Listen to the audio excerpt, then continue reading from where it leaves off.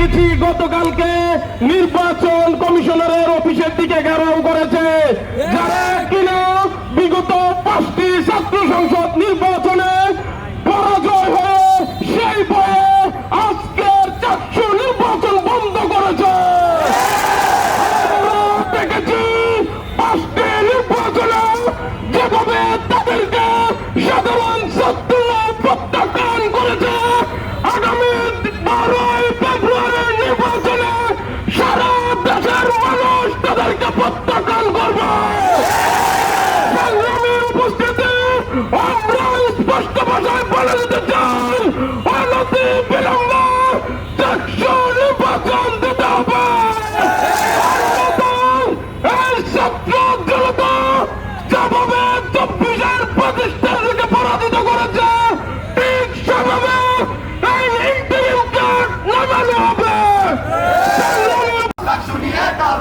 অবিলম্বে সাকসু দিতে হবে, দিয়ে দাও। অবিলম্বে সাকসু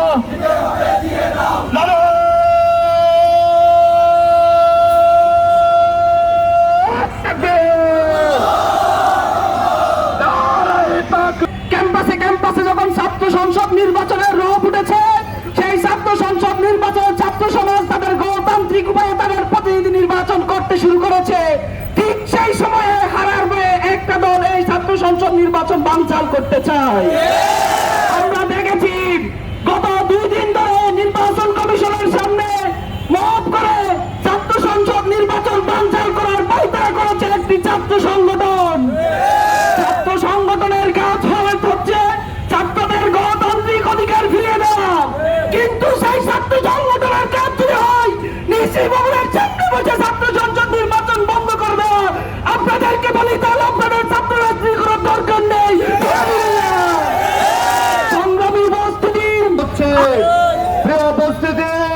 আমরা দেখেছি লিডার যখন দেশে আসবে, ওনাদের লিডার আমরা ভেবেছি 17 বছর পর দেশে এসেছে, মানুষের ম্যান্ডেট বুঝে, ছাত্র জনতার পালস বুঝে তিনি দেশ নিয়ে চিন্তা করবেন, কিন্তু আমরা তার ব্যতিক্রম দেখতে পাচ্ছি।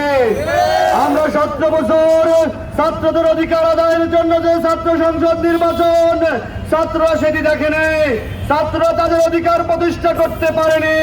24-এর আন্দোলনের পর যে সুযোগ এসেছে, সেই সুযোগকে কাজে লাগিয়ে ছাত্র সমাজ প্রত্যেকটি বিশ্ববিদ্যালয়ে যখন দাবি তুলেছে ছাত্র সংসদ নির্বাচনের, ছাত্র সমাজের সেই আহ্বানে সকল ছাত্র সমাজ সাড়া দিয়ে যখন নির্বাচনগুলো হচ্ছে, আজকে তিনি দেশে এসে ছাত্র জনতার পাশ বোঝেননি।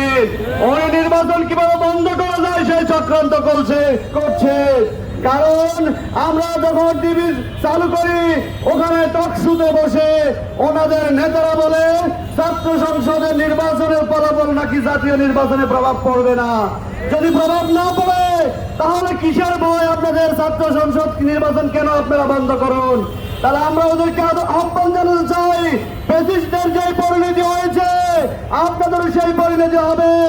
আমরা সবাইকে নিয়ে এই বাংলাদেশকে সুন্দরভাবে গঠন করতে চাই। আমরা কাউকে ফ্যাসিস্ট হতে দেব না, আমরা সবাইকে নিয়ে দেশ গঠন করব। সেজন্য নেতাকে আহ্বান করতে চাই, ছাত্র জনতার পথ বুঝেন, ছাত্রদের কাছে ছাত্রদের সাথে মিশে আন্দোলন করুন, আর না হয় আপনার পরিণতি ভালো হবে না। প্রিয় উপস্থিতি, আজকে ওদের একমাত্র ভয়, 5টি নির্বাচন হয়েছে, ছাত্র সমাজ ইসলামী ছাত্র শিবিরকে বেছে নিয়েছে, সেই ভয়ে ওনারা নির্বাচন করতে আসছে না, নির্বাচনকে বানচাল করার জন্য চক্রান্ত করছে। 3 দিন ধরে নির্বাচন কমিশনার ঘেরাও করেছে।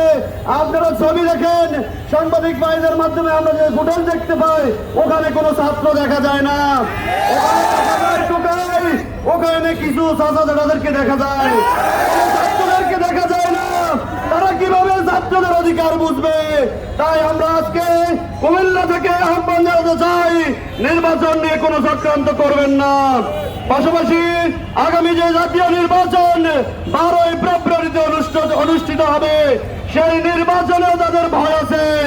আজকে যারা যেখান থেকে নেতৃত্ব সাপ্লাই হচ্ছে, সেখানে ইসলামী ছাত্র শিবিরকে ভোট দিয়ে অভিযান জয়যুক্ত করাচ্ছে, এই ভোটগুলো কি ওদের পক্ষে যাবে? আমরা বলতে চাই, আমরা প্রশাসনকে উদাত্ত আহ্বান জানাতে চাই, 5ই আগস্টে যে অস্ত্রগুলো লুট হয়েছে বিভিন্ন পুলিশ লাইন থেকে, নির্বাচনের আগে সকল অস্ত্রগুলো উদ্ধার করতে হবে, নির্বাচনের সুষ্ঠু পরিবেশ তৈরি করতে হবে, লেভেল প্লেইং ফিল্ড তৈরি করতে হবে। তরুণ প্রজন্ম 70 বছর ভোট দিতে পারে নাই, তারা আগামী ফেব্রুয়ারিতে তরুণ প্রজন্ম ভোট দিবে ইনশাল্লাহ। আর তরুণ প্রজন্মকে আমরা আহ্বান জানাতে চাই, জুলাই সনদ বাস্তবায়ন করার জন্য আমাদেরকে হ্যাঁ ভোট দিতে হবে ইনশাআল্লাহ। প্রিয় ভাইয়েরা, আমাদের দাবি আদায় না হওয়া পর্যন্ত আমরা রাজপথে থাকবো ইনশাআল্লাহ।